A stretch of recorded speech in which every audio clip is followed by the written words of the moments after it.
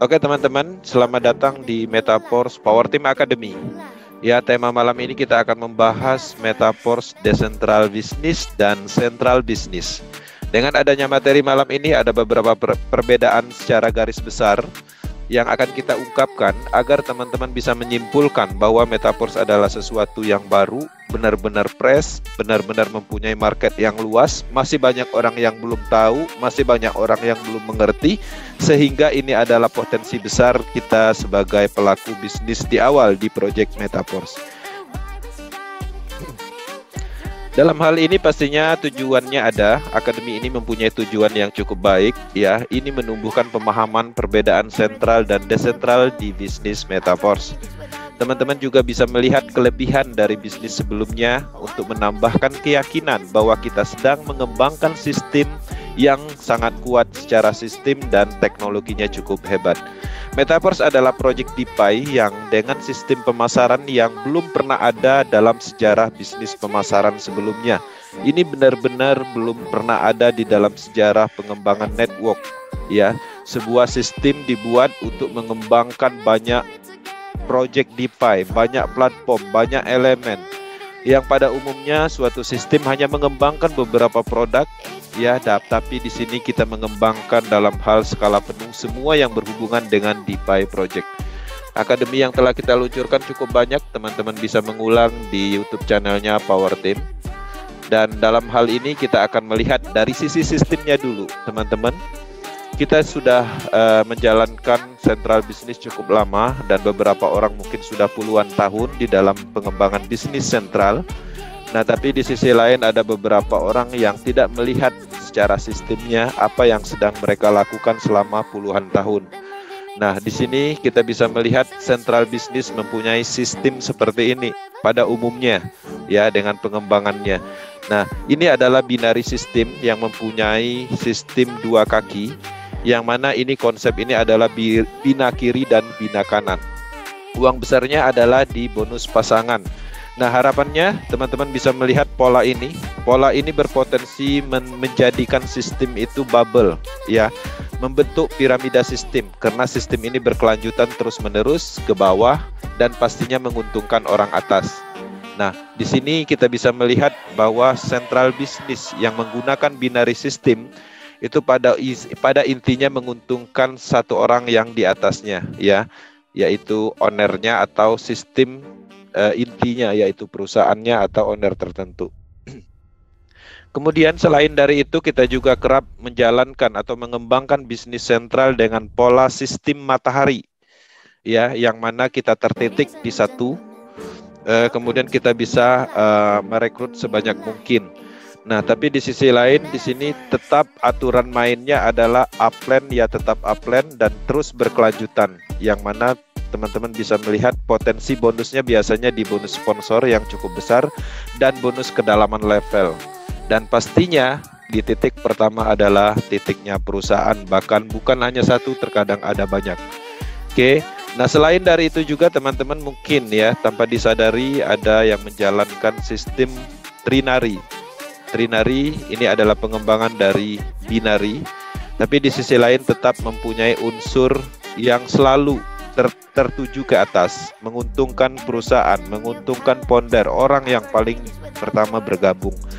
Nah, konsep seperti ini saya rasa cukup tidak adil dalam hal pemasaran, karena pada dasarnya kita mengembangkan bisnisnya, terkadang kita memajukan suatu perusahaan atau seseorang.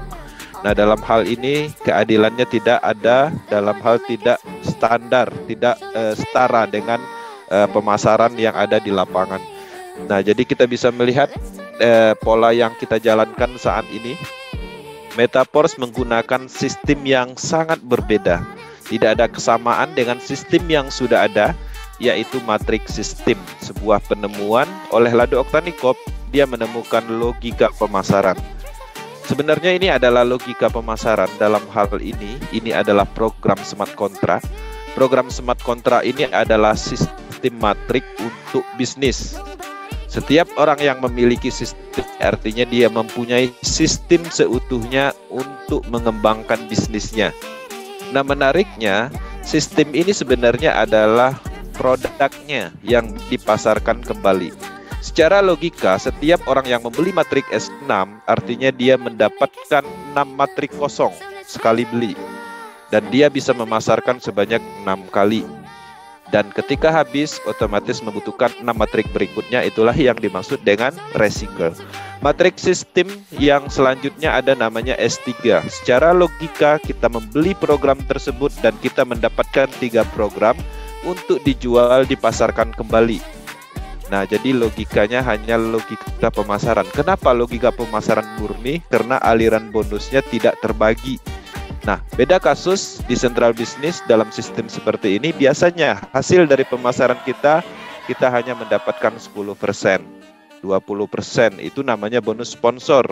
Kalau ini bukan bonus sponsor, tapi bonus pemasaran langsung, karena polanya 100% aliran dananya ke mitra.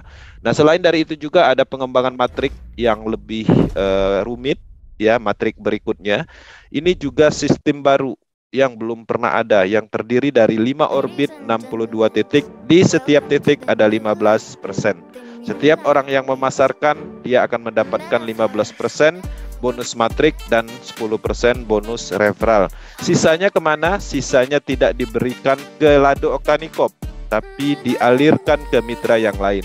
Polanya hanya itu, konsep sistem matrik yang didesain untuk berbagi sesama mitra. Nah, dalam kasus ini pasti ada perbedaan yang jelas aliran dananya. Aliran dananya semuanya terbagi ke sesama mitra.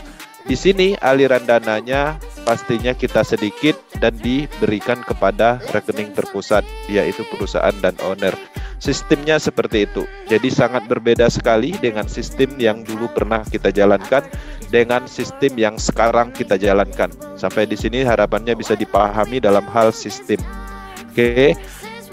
Dari sisi produk, teman-teman, mungkin Indonesia kita selama ini menjalankan bisnis sentral, ya, pastinya kerap dengan produk-produk seperti ini. Produk fisik, produk yang bisa disentuh, produk nyata, yang mana ini adalah umum tradisional produk, ya. Nah, dalam hal ini pastinya dengan adanya perbedaan ini, teman-teman bisa melihat ternyata produk fisik itu ada di central business pada umumnya, dan produk program aset digital aset ada di Project Metaforce. Nah, yang menariknya kita mendapatkan produk program aset dan digital aset yang mana ini tidak banyak orang yang memahaminya, karena ini adalah produk yang dihasilkan dari blockchain.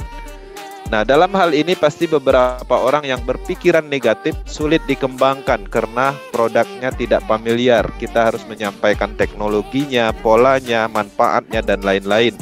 Nah, berbeda kasus dengan produk yang familiar seperti ini lebih gampang dipasarkan, tapi secara pendapatan aliran dana sebenarnya kita adalah sales. Karena pada dasarnya kita memasarkan produk-produk menggunakan sistem yang telah ditentukan. Dan ada pembagian hasil yang mana pastinya hasil terbagi kepada yang punya proyek. Nah, dalam hal ini teman-teman bisa melihat perbedaan dari sisi produknya.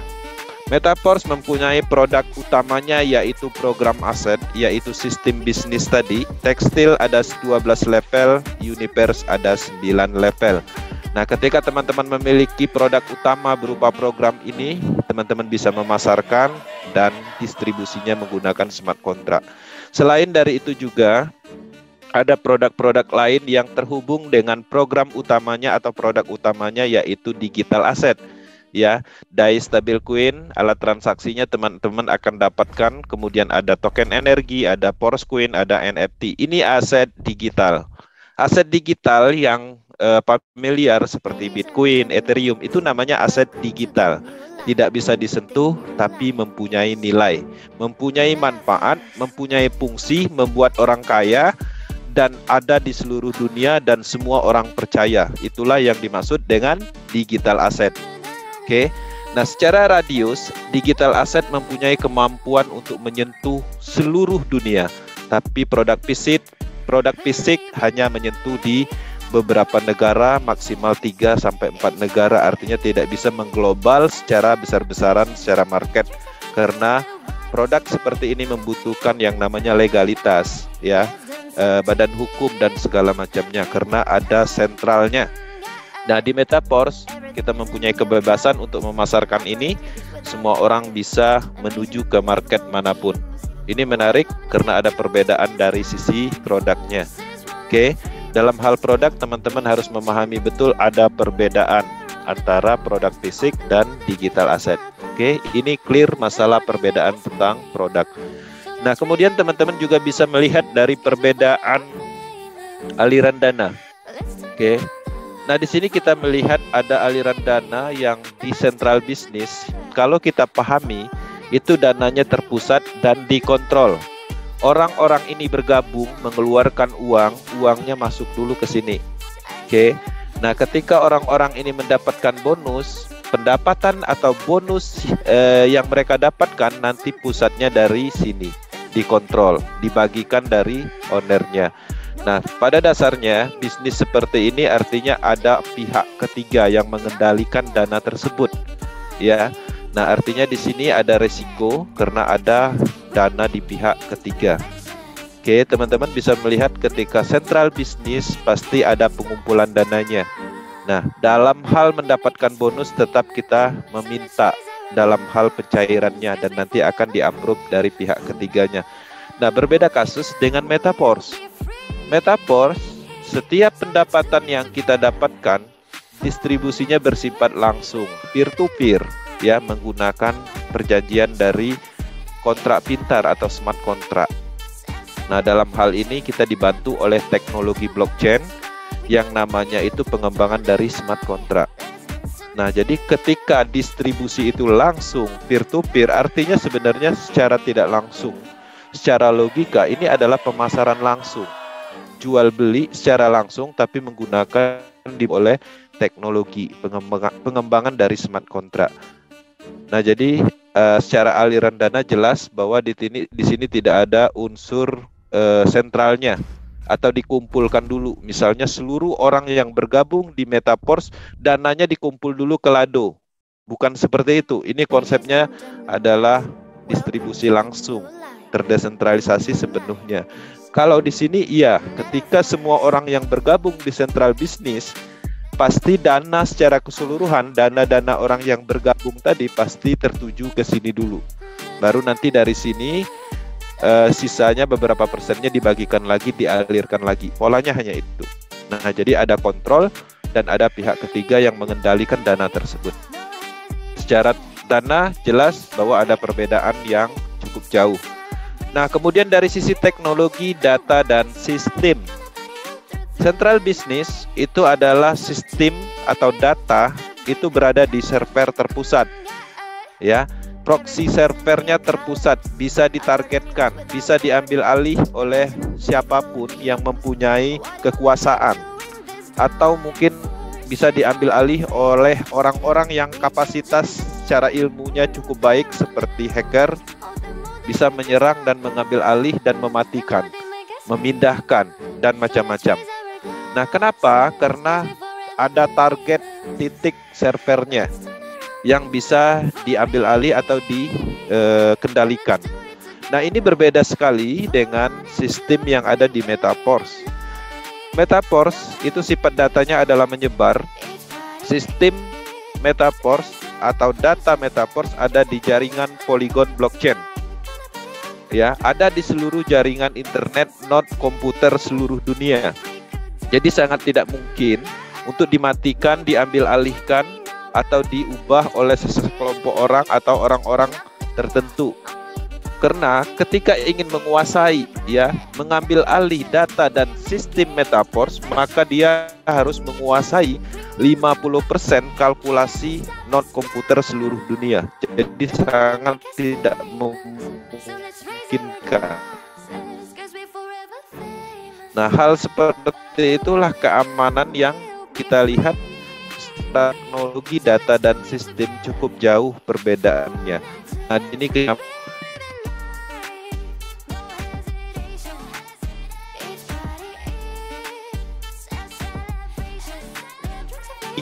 program yang sudah ada di smart contract di blockchain Polygon. Nah, itu adalah kekuatan teknologi yang bisa diandalkan yang membuat kita bisa terus membangun bisnis ini secara nyaman tanpa keraguan. Teman-teman bayangkan ketika teman-teman mengembangkan sentral bisnis, ya, teman-teman kembangkan tapi pasti ada keraguan. Kapan bisnisnya berhenti? Terkadang ada pemikiran seperti itu. Kenapa? Karena memungkinkan bisa aja diambil alih, dimatikan oleh yang buat project atau dihack, diserang dan segala macamnya. Tapi di sini kita tidak mempunyai masalah yang ada di sini. Oke, secara teknologi data dan sistem jauh secara perbedaan, Metaverse lebih unggul. Nah, kemudian alat transaksi yang digunakan, teman-teman. Pada umumnya orang-orang menjalankan project network, lokal area, mengenal sistem network, pastinya alat transaksi yang digunakan adalah uang fiat. Ya, beberapa bisnis global menggunakan uang fiat dolar. Nah, kenapa bisa seperti itu? Karena pada dasarnya mereka adalah sentral bisnis yang masih tergantung oleh perbankan pihak ketiga, dan pastinya market atau produknya mereka itu adalah produk fisik yang tidak mungkin ditransaksikan menggunakan cryptocurrency atau currency digital. Nah, Metaverse sendiri, karena Metaverse ini adalah pemasaran produknya sendiri adalah program, dalam hal ini program aset dan digital aset, dan juga Metaverse ini adalah bisnisnya ada di ratusan negara berskala global, jadi sangat tidak memungkinkan menggunakan uang fiat. Jadi kita gunakan yang namanya cryptocurrency atau token. Oke. Nah, secara kelebihan dan keunggulan, penggunaan dari cryptocurrency atau token ini sendiri, pastinya kita penggunaan transaksinya bebas tanpa kontrol pihak ketiga atau perbankan. Nah, artinya kita bisa melakukan transaksi lintas global, dan juga secara keamanan sepenuhnya dalam kendali kita. Nah, ini menarik bahwa ada keunggulan dalam hal alat transaksi. Ya, teman-teman bisa melihat ada perbedaan alat transaksi, sentral bisnis, dan Metaverse. Nah, kemudian transparansi, perbedaannya. Kalau di sentral bisnis, kita tidak akan pernah yang namanya menemukan bisnis itu transparan. Kita tidak akan pernah bisa login ke ID orang lain untuk mendapatkan historical atau untuk analisis atau kebutuhan testimoni. Gak akan bisa, karena itu sistemnya tertutup. Dan teman-teman pastinya juga tidak akan bisa melihat coding program, script program di dalam central business karena sifatnya sangat tertutup, ya, dirahasiakan. Nah, ini berbeda sekali dengan Metaverse. Metaverse menggunakan teknologi blockchain, yang mana prinsip dari blockchain teknologi, ciri-ciri utamanya adalah transparansi. Ketika bergabung di Metaverse, maka kita bisa melihat historical secara keseluruhan, kita bisa login ke ID siapapun, kita bisa melihat script program, bahkan kita bisa melihat isi wallet siapapun. Dalam hal ini, aliran dananya pastinya tidak ada yang tersembunyi, termasuk script programnya bisa kita pelajari, diaudit mata dunia. Jadi tidak ada hal yang ditutup-tutupin di project Metaverse. Ketika teman-teman masih kewalahan dalam hal melacak transaksi, melihat, meloginkan, atau melihat apapun yang sifatnya dibutuhkan dalam kebutuhan analisis, tidak bisa di Metaverse, artinya secara pengetahuan itu belum sepenuhnya paham tentang transparansi yang ada di Metaverse. Metaverse transparannya 100%, dan ini satu-satunya sejarah di dalam network yang menjalankan transparansi 100%. Rata-rata project network tidak ada yang namanya transparan 100%. Artinya ada tetap yang ditutup-tutupin. Walaupun ada laporan bulanannya, ya tetap ada yang ditutup-tutupin. Nah, ini menarik. Ketika bisnis ini transparan, artinya bisnis ini sepenuhnya jujur. Ketidaktransparansi itu adalah salah satu ciri dari proyek penipuan. Ini menarik, kita mempunyai keunggulan dari transparansi dibanding dengan bisnis yang dulu kita kerjakan. Oke, transparansi clear secara perbedaan. Kita lanjut ke data anggota. Teman-teman, ini ada perbedaan yang cukup jauh antara central business dengan Metaverse. Teman-teman, ketika kita menjalankan suatu proyek central business dahulu, pada saat kita melakukan pendaftaran, kita harus input nama, data KTP, alamat, nomor handphone, macam-macam. Dan semua data itu di database-nya si pembuat proyek, perusahaan tertentu. Artinya, mereka bisa mengakses data pribadi kita. Nah, artinya jelas bahwa Central Business ada pengumpulan data juga selain pengumpulan dana. Nah, dalam hal ini berbeda sekali dengan Project Metaforce. Metaforce Anonymous, dalam hal ini kita hanya membutuhkan ya aplikasi terdesentralisasi, Trust Wallet, Token Pocket, dan dihubungkan tanpa ada input data, baik itu data pribadi. Di sini juga tidak ada yang namanya pengumpulan data. Oke, secara kelebihan cukup aman ya, perlindungan dari data pribadi ada di Metaforce, artinya kita lebih unggul. Ini perbedaan dari sisi data anggota. Nah, kemudian dari keamanan, teman-teman, dalam hal keamanan, setiap bisnis ada namanya password, username. Rata-rata seperti itu, kita loginkan. Nah, dalam hal ini, kita merasa cukup aman dalam hal password. Tapi, sebenarnya password ini tetap tersimpan di dalam sentral datanya mereka. Mereka bisa loginkan. Dan saya juga memahami ini karena dulu saya pernah membuat project, ya.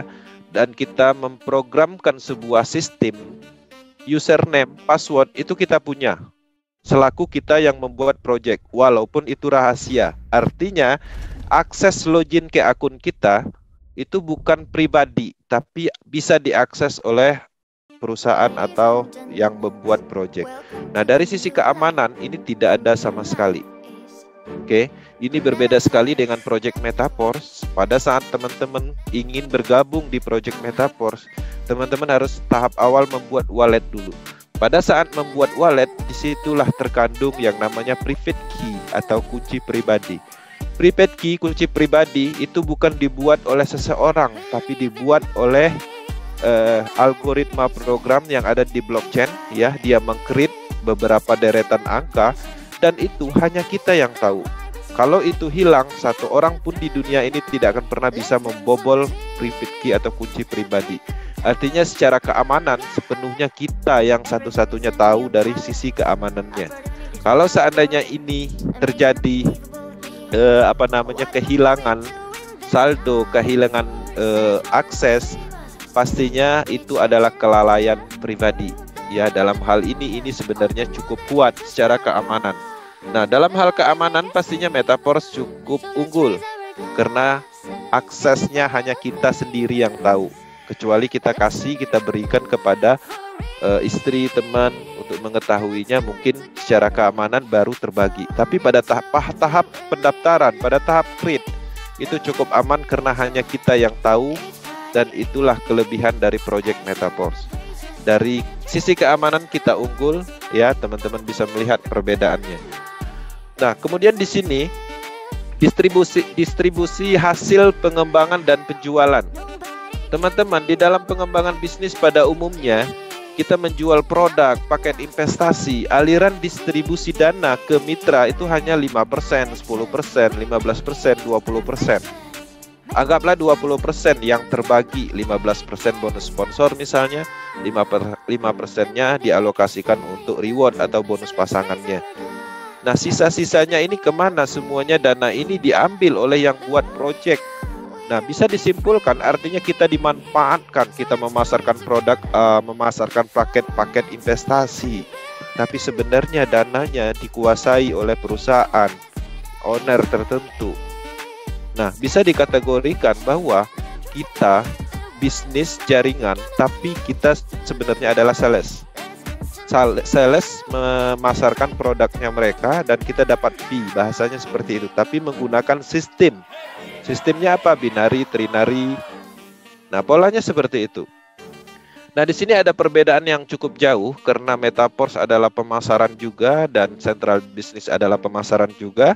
Tapi yang jelas distribusi hasil pengembangan dan penjualannya jauh sekali berbeda. Metaforce 100% itu didistribusikan ke mitra, ya, ke kita. Tidak ada didistribusikan ke Lado Octanicop. Hari ini, detik ini berhasil memasarkan tekstil metrik, maka hasil dari pemasaran tersebut sedikit pun tidak diberikan ke Lado Octanicop selaku orang yang mendevelop program ini. Teman-teman bisa buktikan sekarang, ya, ketika berhasil memasarkan di detik ini berhasil, dan teman-teman aliran dananya itu sedikit pun tidak diberikan ke Lado Oktanikop. Itu adalah salah satu pembuktian bahwa Lado Oktanikop tidak memanfaatkan kita dalam hal mengambil dari hasil kerjaan kita, pemasaran yang kita lakukan. Ini berbeda sekali kasusnya ketika ada di sini. Teman-teman memasarkan, teman-teman kemudian roadshow, teman-teman Zoom, teman-teman edukasi, memotivasi orang. Tapi yang teman-teman dapatkan 20%, 15%, sisanya ke mereka. Ya. Nah, artinya jelas bahwa ada perbedaan yang lebih unggul di sini. Oke, 100% distribusi ke interview. Kemudian kontrol waktu yang berjalan.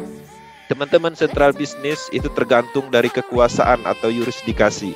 Teman-teman tidak bisa mengandalkan proyek ini ketika teman-teman memahami bisnis seutuhnya. Ketika kita masih mengembangkan proyek orang lain, memasarkan produk orang lain, ikut ponder A, ikut ponder B, teman-teman akan tergantung pada kekuasaan.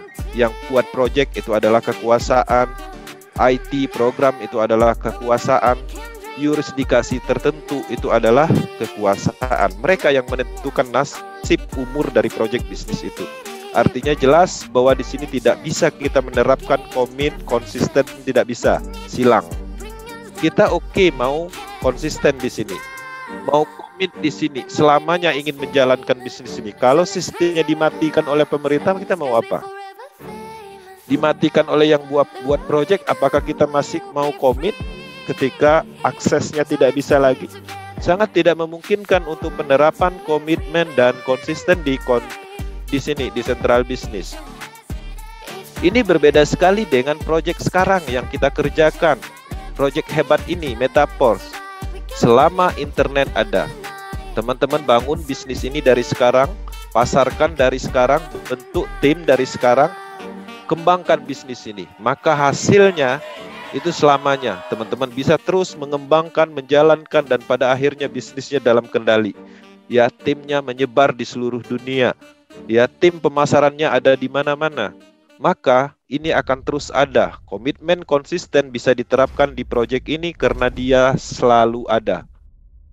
Ini menarik ketika kita menyadari bahwa ketika teman-teman menyadari ingin berbisnis, ini benar-benar mempunyai potensi. Ini berbeda kasus ketika kita memahami suatu network, suatu BO, bisnis online, mindset spekulasi, maka kita tidak akan menemukan kelebihan untuk membangun.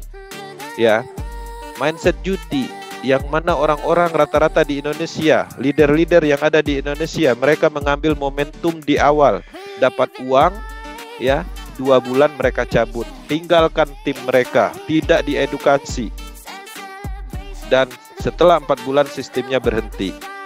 Itu udah tradisi di network Indonesia, dan saya dulu dari situ.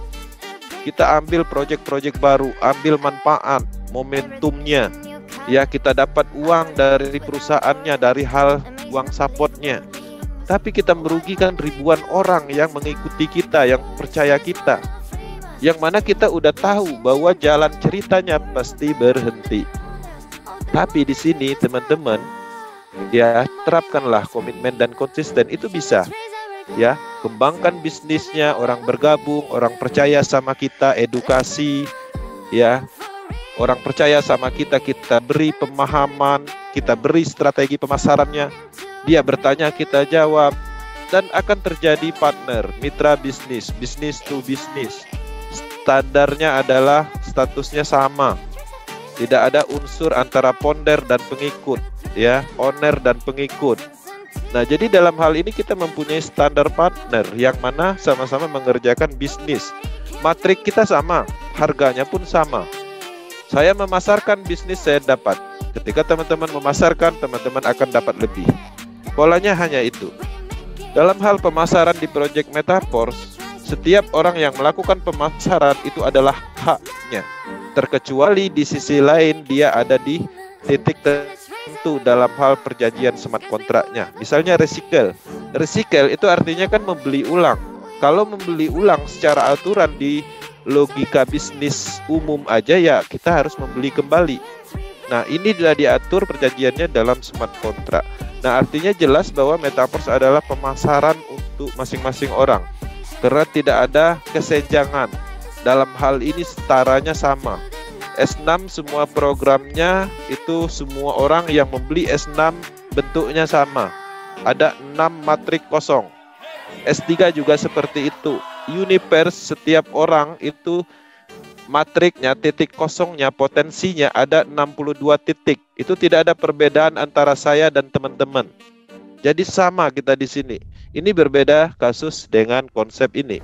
Ya, tergantung dari mereka. Ya, kekuasaan.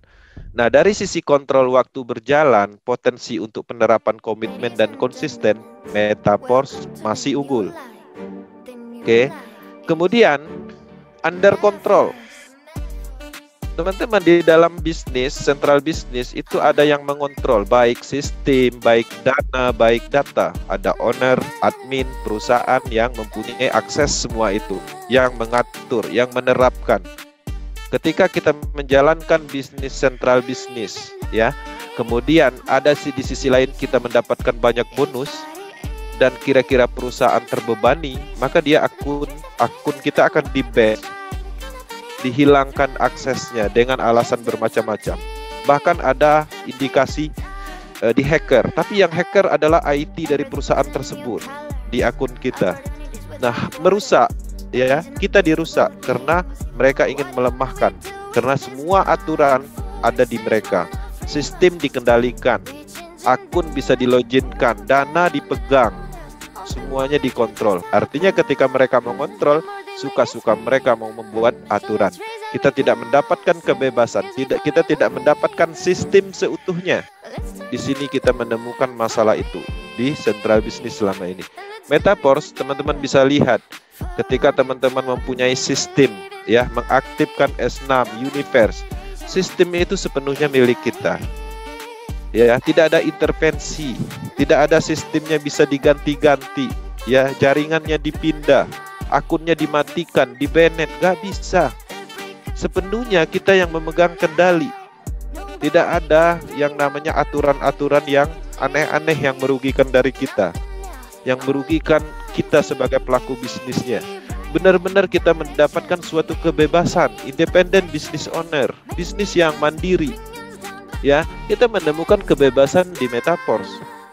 Semuanya itu kita dapatkan dalam kendali kita.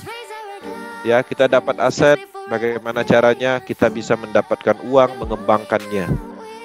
Dalam hal ini ada banyak peluang uang di project Metaverse. NFT lagi di develop, belum menghasilkan. Kita masih ada program Universe, kita masih ada program tekstil, kita masih bisa membeli Foursquare dan lain-lain. Artinya kita mempunyai banyak opsi dalam hal mengembangkan project yang sudah diluncurkan, dan itu tidak ada campur tangan dari admin tertentu, owner tertentu. Nah, ini adalah kelebihan dari under controlnya, jelas Metaverse lebih unggul. Oke. Nah, kontrol dari perusahaan, ya, kantor dan perusahaan ini sering ditanyakan. Teman-teman harus bisa melihat bahwa Metaverse ini bukan central business. Metaverse adalah bisnis desentral. Central business itu lebih dikenal dengan legalitas. Itu diperlukan sekali. Ya, ada kantornya, ada perusahaannya, itu jelas. Itu central business. Bahkan legalitas ini dijadikan value atau nilai jual. Bahkan perusahaannya dijadikan nilai jual. Saya menjalankan business network MLMA, kantornya ada di lantai 12 di Jakarta, dijual. Nah, hal-hal seperti itu ada di sini. Kenapa Metaverse ini legalitasnya tidak memungkinkan dan cukup aman karena tidak ada kontrol dari perusahaan?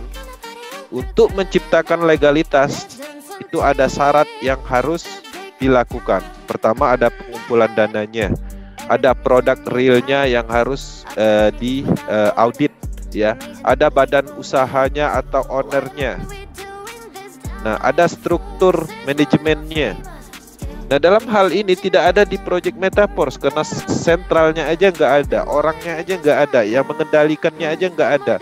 Yang punya nggak ada, yang punya adalah semua orang, karena ini bagian dari sistem yang ada di jaringan internet Polygon blockchain.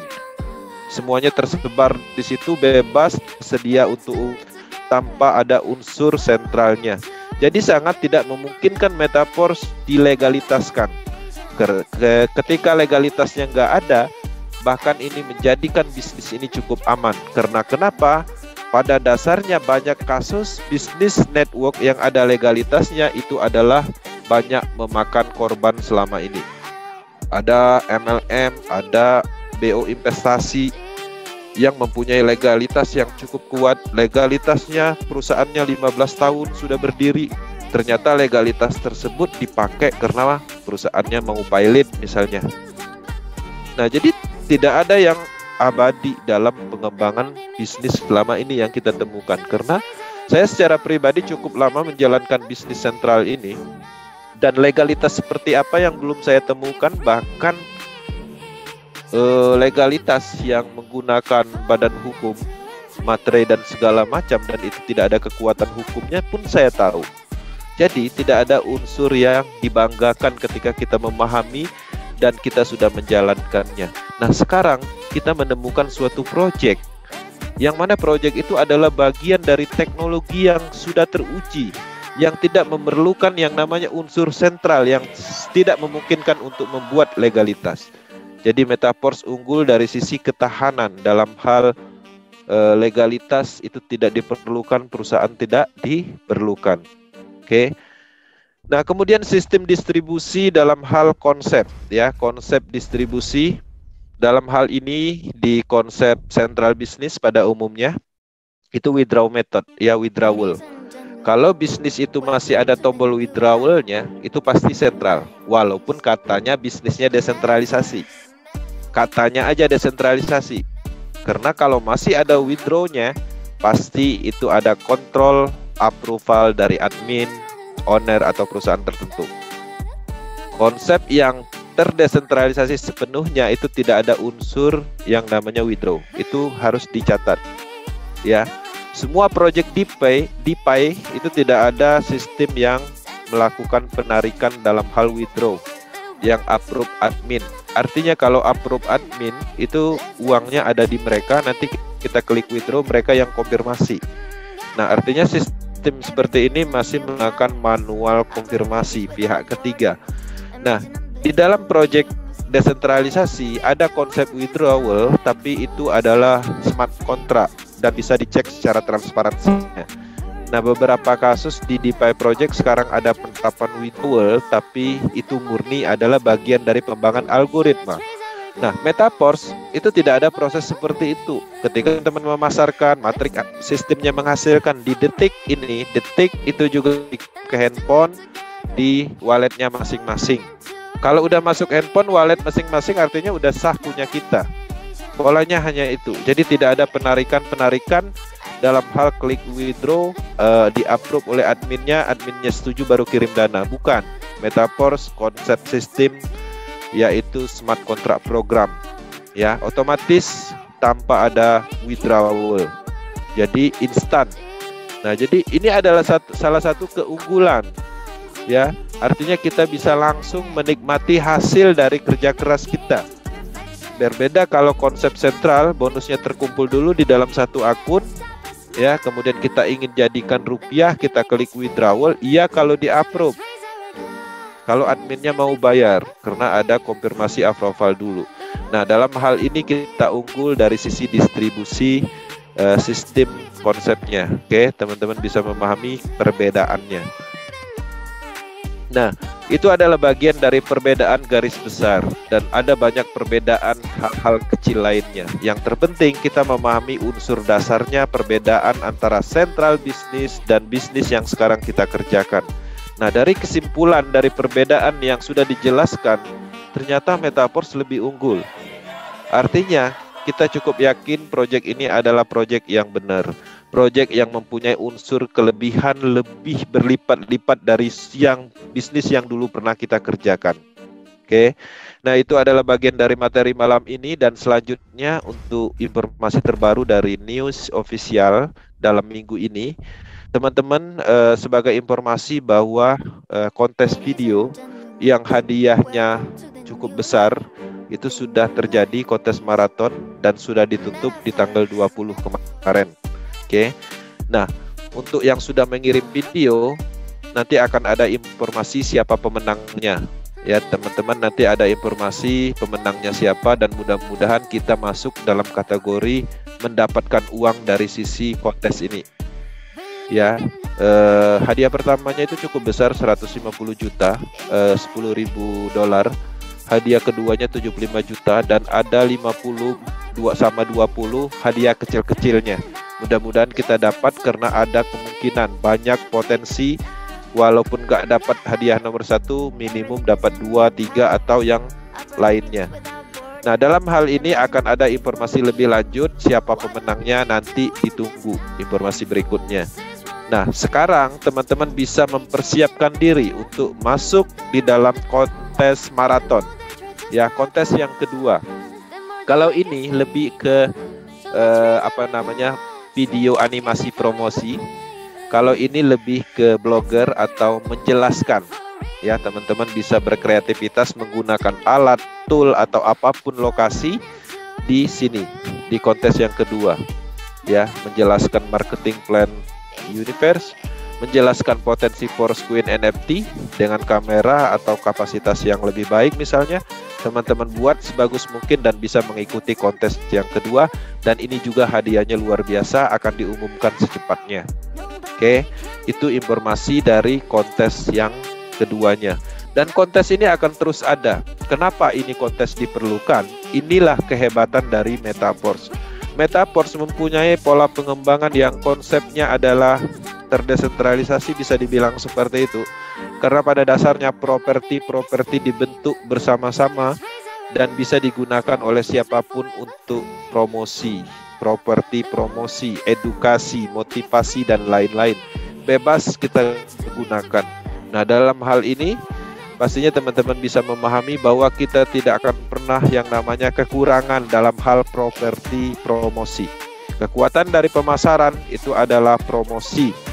Promosi itu pastinya membutuhkan properti, video, gambar, copywriting, voice, ya, slide, dan banyak lagi. Itu adalah bagian dari properti promosi, termasuk juga testimoni, ya, itu adalah properti promosi. Termasuk juga bukti transfer orang bergabung, itu juga properti dari pemasaran untuk promosi. Teman-teman harus memahami konsep pemasaran. Pemasaran adalah bagian dari informasi. Teman-teman juga mengkampanyekan, ya, menyampaikan. Unsurnya ada di situ. Menarik orang agar orang menghubungi dan bertanya dan pada akhirnya bergabung menjadi mitra bisnis, partner bisnis dalam hal pemasaran di Pi Project Metaverse. Kemudian untuk news berikutnya tentang NFT. NFT sampai saat ini tidak ada aktivitas yang bisa dilakukan karena sepenuhnya programmer lagi mengerjakan versi 3 untuk memfilter beberapa NFT yang bermasalah dan melakukan penambahan security atau kekuatan dari keamanannya, karena NFT royalty ini adalah bagian penting, elemen penting yang dipastikan programmer akan membuat yang terbaik untuk jangka panjang, karena ini adalah aset yang akan terus digunakan sebagai pendapatan hasil atau pembagian hasil dari keuntungan ekosistem. Maka pastinya NFT ini harus didesain semaksimal mungkin dari sisi algoritma programnya, security-nya, dan macam-macam. Pastinya membutuhkan waktu, ya teman-teman, tinggal menunggu informasi berikutnya. Maka kita akan ada instruksi bagaimana caranya untuk migrasi ke versi 3. Akan ada informasi lebih lanjut. Dari sini teman-teman bisa melihat dari NFT yang kita punya saat ini, maka kita akan mendapatkan rating dari penilaian filter programnya. Maka NFT kita akan mempunyai nilai 100%, bisa langsung masuk ke versi 3, migrasi ke versi 3. 1-99%, teman-teman bisa mengcompare-nya kembali ke Just NFT dengan energi yang sesuai, atau bisa menambahkan dengan memasukkan sejumlah DAI. Maka teman-teman bisa pergi ke versi yang ketiganya. Kalau 0%, teman-teman juga bisa memasukkan dalam hal penggunaan DAI dan menuju ke versi 3.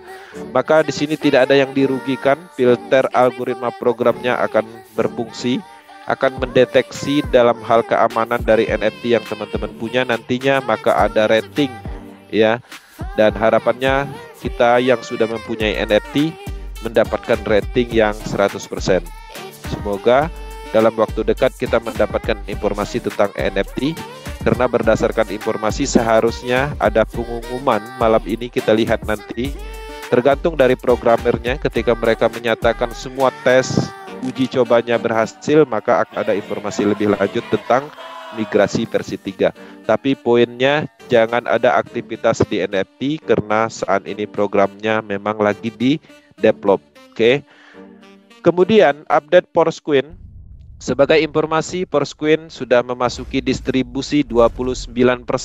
Tinggal ada sekitar 70% lagi teman-teman bisa memanfaatkan untuk mendapatkan Forsqueen dengan harga murah. Saat ini update terakhir informasi harganya ada 0,34 per Forsqueen-nya, dan ini akan terus meningkat, dan harga murah hanya bisa didapatkan di fase distribusi ini.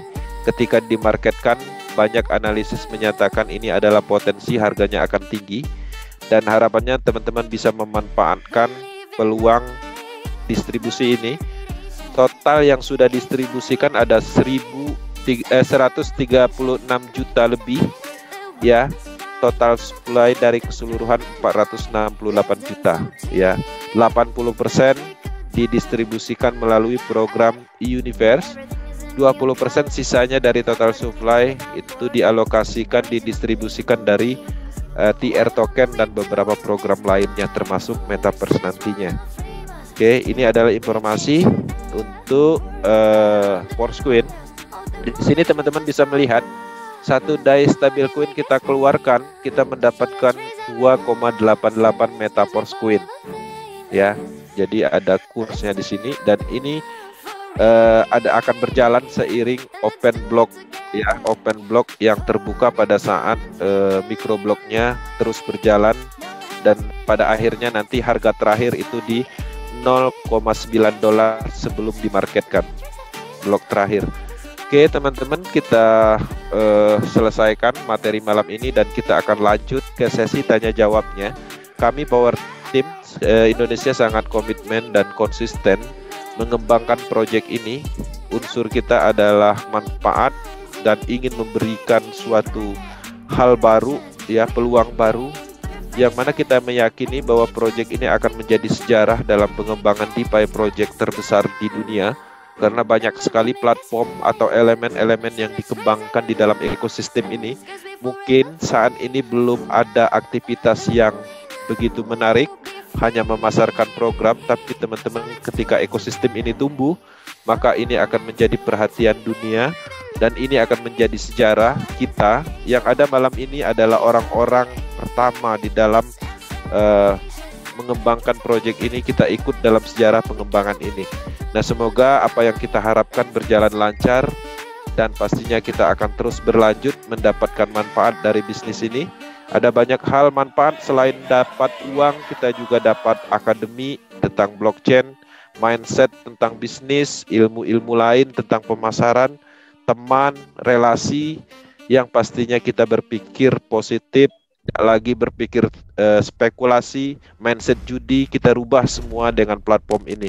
Semoga teman-teman mendapatkan manfaat dari hadirnya Metaverse ini di Indonesia, dan kami sangat berharap Metaverse menjadikan sebuah solusi ketika teman-teman dulu pernah merugi, dan ini kita berikan suatu bisnis dengan kekuatan teknologi dan sistem yang cukup baik, berskala